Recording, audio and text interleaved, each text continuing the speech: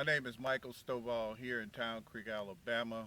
I'm part of the Independent Black Farmers to discuss the discrimination and hardship that I had incurred from the U.S. Department of Agriculture. I have a finding of discrimination, a breach of settlement agreement, as well as other farmers that's standing with me for justice. And now we finna tour the farm here at my place. These chicken houses is dilapidated because holding up loans to keep me from being able to farm. This having a finding of discrimination was part of the settlement agreement that supposed to was entered into, and the agreement was to give me priority consideration on 5 years operating a farm ownership and an inventory farm. They held up my loans to keep me from getting those buildings in operation. Now the buildings finally got finished, and one of the buildings finally got finished. I lost my contract because of them holding up my loans to keep me from getting in operation. So now the buildings has been growed up, grass and trees have grown up because I didn't have the financial means to keep the operation going. I lost my contract because of the USDA holding up my loans to keep me from getting my chicken houses up in operation. So all of this you see right here now is because of not having the funds to keep the property up because of discrimination. They agreed to settle the case, the breach of settlement agreement, on the condition I took the $250,000, settle the breach, on the condition of reinstate the 20 years of discrimination. Now is 21 years of discrimination. The USDA had did everything they can do to destroy black farmers' lives, and I'm a prime example, never ever having a chance to get in operation because of discrimination. I had cattle on this farm. I had to sell the cows to pay my debt because I wasn't able to feed them 1 year because we had a drought. So the USDA had did everything they could to destroy me as a black farmer and many of us in the same similar situation because they've done everything they can do to take the land from us. That was all part of a setup from the beginning, the settlement agreement that they breached. They know they breached the settlement agreement. They know they reinstated the discrimination of the USDA, and they've done everything they can to keep me from getting in operation. So, like now, I don't have any funds to get this building up to do anything else with. Ain't nothing I can do with this building at this point because I have lost my contract because of discrimination on the hands of the USDA, the last plantation. So as we go along, you see all the bushes, the trees, everything growed up. These buildings supposed to have been in operation in 1998. I had a contract with ConAgra to have those buildings up no later than 60 days at the agree of the contract. Now the building's been sitting here. They finally got them up. I finally got them up in 2001. My loan was held up from 1998, March the 16th of 1998 to November the 5th, and I didn't get no additional money until December the 26th of 1999. Each year at the end of the year, not able to get the chicken operation, get the pads done and the buildings done, so I lost the contract. And then the guy decided that he would extend the contract a little while longer. 2 weeks later, chicken house broke in. One chicken house I was able to get up in production, but they broke in, stole $7,500 of equipment, set the generator on fire. So all of this, all they conspired together to destroy me on every hand because the simple fact is they found discrimination in my case. That's how they do us. So those are the problems we have as black farmers.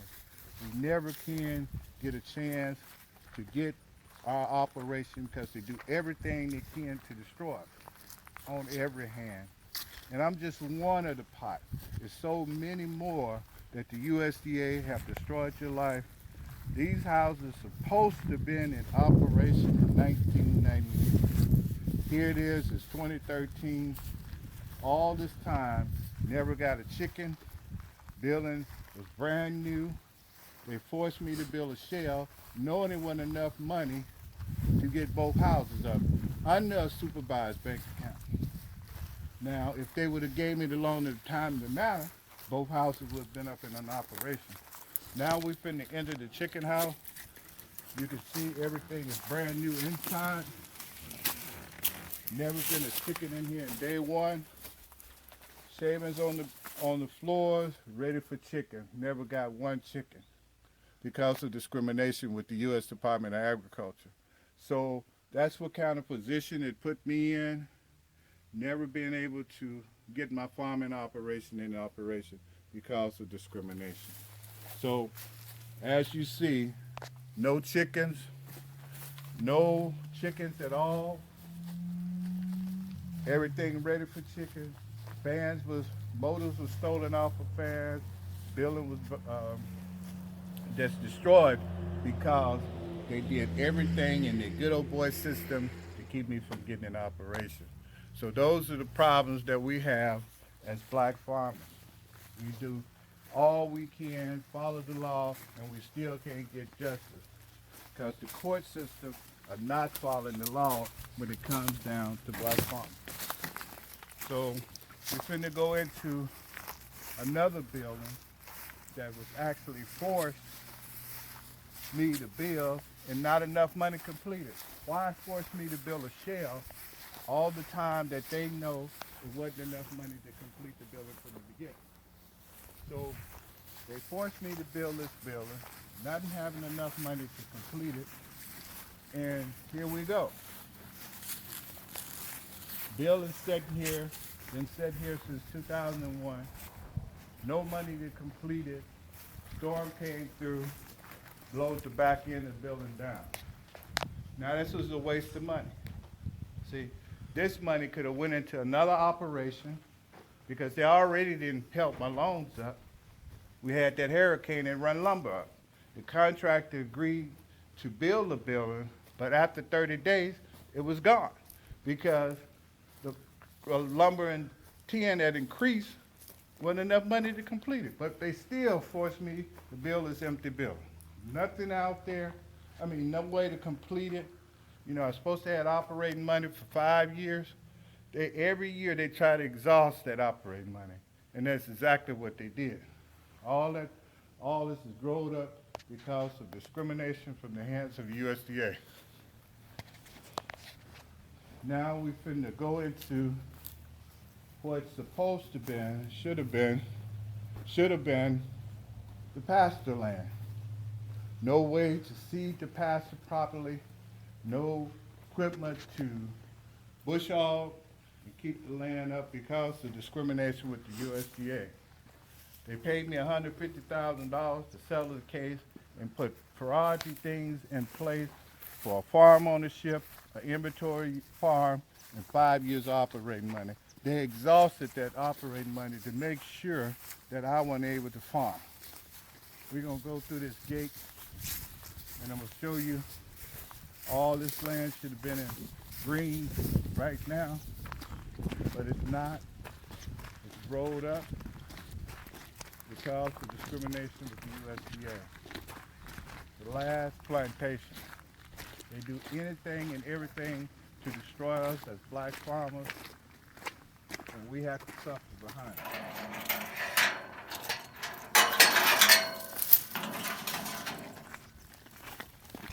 So that's the reason everything is grown up. Not able to have the equipment to maintain the farm like I should have because of discrimination on the hands of the U.S. Department of Agriculture. 5 years operating, they made sure that that operating money was exhausted. Each year, they held up the loans to keep me from getting the buildings up. So that's what you're looking at now. Farm is all grown up because I didn't have the money to maintain the farm, to buy the equipment because of discrimination. So now it's all grown up, should have been in pasture land. Now it's in little small trees, grass here and there. But this is what they do to us. This is kind of the things that they do to all of us, holding up our loans, keep us from getting in operation, put us under supervised bank accounts so they can control everything to keep us from being able to farm. So, so let me ask you a question, Mr. Stovall. When you take a look at this farm, if you didn't own this farm, what would be the first impression that you would get? The first impression I get is something wrong. Something is wrong here. How can you start brand new buildings and they never gotten out? Somebody did something they illegally they shouldn't have did, because ain't no way in the world the federal government would loan money and not making sure the project is complete. And I was under a supervised bank account. They control everything that come out of the account. Everything that I did, they controlled it. See, what they should have did is did the right thing and let me got those houses up when I had the agreement to get them up. And allow those houses to be You up mean and the up. contract, when you Yeah. had the contract? Right. When I had the contract, they supposed to been able to fulfill the contract that they agreed to allow to be filled at the time. Well, I have one more question, Mr. Stovall. How long you been farming? I've been farming all my life. I'm fourth generation of farmers. Well, why would you think, honestly, why would you think that they would allow this farm to be this way? Simple reason, because I won the lawsuit. I had a finer discrimination, and they was gonna do any and everything to keep me from getting in operation, so I would fail. Wow. Well, let me ask you this. Is this the farm that the cows were rustled from? No, this is not the farm. The cows they did continue to steal cows from this farm, but the real where the major cows was in Limestone County, Alabama, called Good Spring. And that's where the cows was actually killed and rustled from. So there's been no cattle to come up missing from here as of late? Yes, it's been cows come up from missing from here, cows shot and killed here. So when I first got over here, that was one of the major problems that I was having. Cows coming up missing. There were 56 head of cows on here. They started coming up missing. So what I did is agreed to go ahead and sell them all to keep from having that continued problem. Okay. Well, so as of now, how much money have you made off this operation? None, not none at all. But how much debt do you have? About $450,000 worth of debt. That's not good lending practices, is it? No, it's not. So how are they supposed to get their money? I don't know. I don't know how they're gonna get their money. But definitely can't come from you Definitely can't come from me because you don't have a way to pay for it. don't have a way to pay for it because they put me out of operation before I ever got started. Okay. Well, let's walk on a little further. So, you're looking at the land here. It's all grown up. You got trees out here that shouldn't be out here because what didn't have the equipment to maintain the property correctly. So this is the problem I got today. You know, So right now you're sitting on land that is utterly useless to right? Yep, because of discrimination. If they would have did when they realized that they breached the settlement agreement, the reinstatement of discrimination, they promised to settle that after taking the $250,000 for the breach. The only reason I agreed to take that because they agreed to immediately after that to settle the 20 years of discrimination.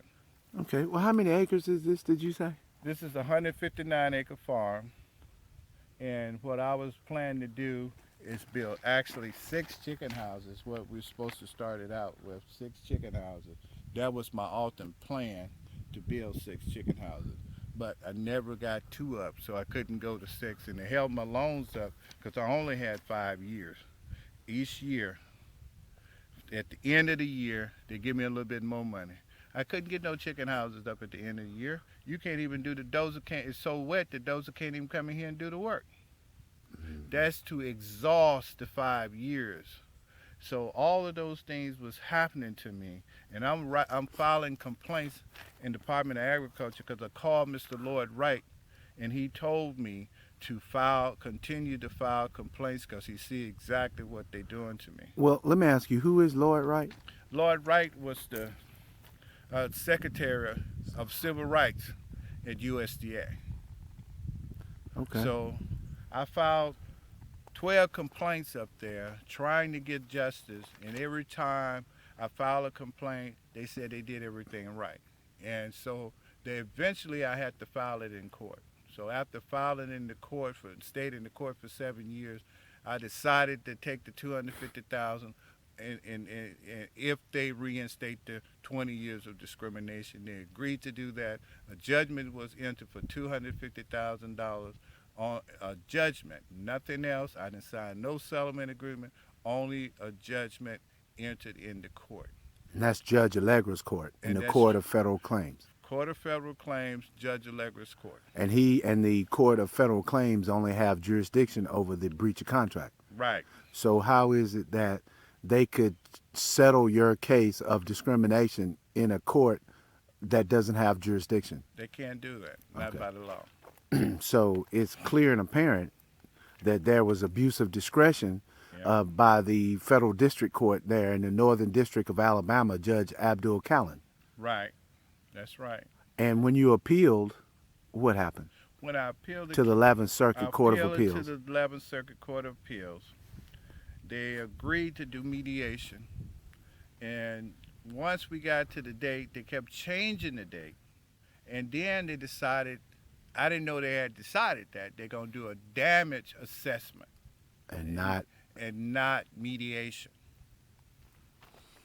Mediation never did occur. So after that happened, they dismissed my case immediately after that. well, let me ask you this. Is this the farm in which you were living when they tried to murder you? No, You were in a different county. I was in Tennessee. Okay. You want to elaborate a little bit on that? Yeah, I was in Tennessee coming from the loan U.S. Department of Agriculture because I had went up there looking for a farm, and they Lawrence Mashburn was the loan officer, and his county committee people were sitting in there when I got there because I called him and let him know that I was on my way. And when I got there, they was in the office. They came out of the office, and I had a seat waiting on him to go, waiting to go in the office. Once I went in the office and giving my application, after coming back out, they was sitting in the truck. When I pulled off, they came behind me, but I didn't pay them no attention. And I went down Highway 167, going back toward Alabama. And next thing I know, they came behind me and forced me off the road, tried to force me over the cliff. But I was in a small pickup truck, so I was able to maneuver the truck around to keep from going over the side of the cliff. Wow. Now that sounds like a horror story that you just told. That doesn't sound real. Are you familiar with anyone else that they tried to do this to? Yeah, I'm familiar with Mr. Farrell Odin. He had the same problems too with the U.S. Department of Agriculture. And when we came together and he was telling me his story, and then I told him my story. So it's similar, the same story when it's dealing with them trying to harass you, trying to kill you, trying to do things to harm you, to keep you from fighting against what they have done to you. Well, let me ask you this: have they tried to stop any other attempts of you trying to start any other businesses? Well, no, at first when I started my barber shop, they in my beauty shop to try to keep me from doing that, but I wasn't able to succeed on anything because of the mental stress and what they have put me under for all these years, and I'm on 4 blood pressure pills because of discrimination, not able to take care of my kids. Now I got grandkids. It's just a continuation of discrimination that's going on with me under the hands of the USDA. So it wouldn't be unfair to assume that these type of behaviors, when it comes to retaliation by the Department of Agriculture, it's safe to assume that these are accurate accounts of what has happened? Yes, these very accurate accounts. When you look at the history of the USDA, you look at the independent black farmers, each black farmer in the independent black farmer has a story to tell when it comes down to what the USDA have did to them. So this is not nothing new. This is how they do all of us as a whole. Because you stand up for your rights, they do everything they can to harm you, to destroy you. So to destroy someone's corporation outside of farming wouldn't be impossible for the USDA to do, then, would it? No, because that's what they do. To keep you from being able to have monetary money to be able to fight them through the court system. They'll do anything they can to destroy you on every hand. They don't want you to be able to be financially able to fight them through the system. Long as they can keep you with no income, they ain't worried about you because they know you ain't going to get much help. Well, let me ask you this right here. And I know that you're not a wizard and don't have a crystal ball, but how does someone go from being worth $2 million at the beginning of an accepted application, and then 7 years later they're bankrupt? That's because the USDA conspired because they got good old boys in different areas that they use to do their dirty work. And what they did is bring you up on erroneous charges to close your business down, to keep you from having income to be able to follow, to be able to fight them. So that's their plan. Any kind of thing they can do to harm you on any hand, that's exactly what they do. Okay. Well, can you? This may be the very last thing, unless you have something else you want to state. What is the purpose of us videoing this farm today? The purpose of us being here on this farm to get our story out so people can realize what's going on with the black farmers and see it's a problem. The president needs to step up and address the problem that we continue having.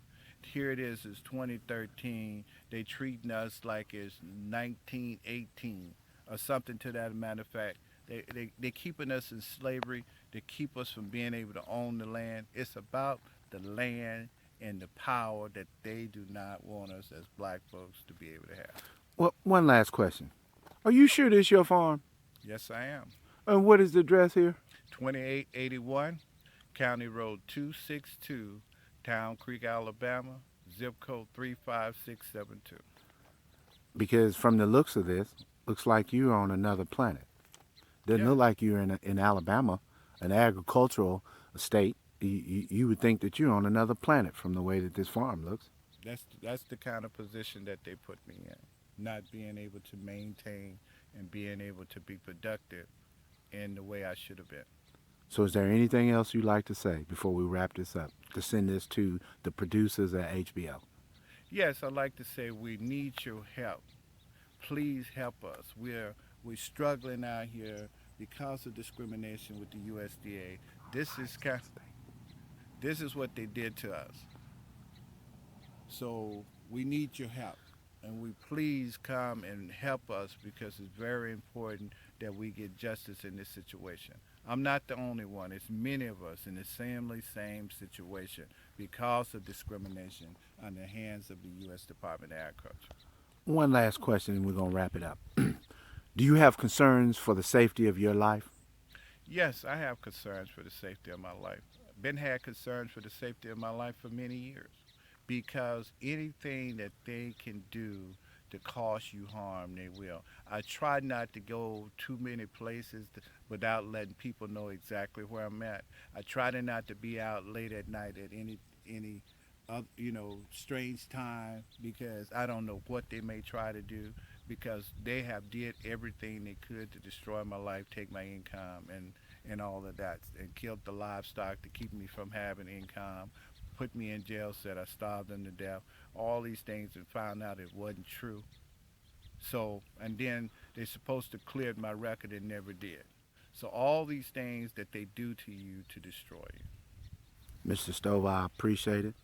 I pray that God continue to bless you and your family. and to turn this around. Amen. Amen.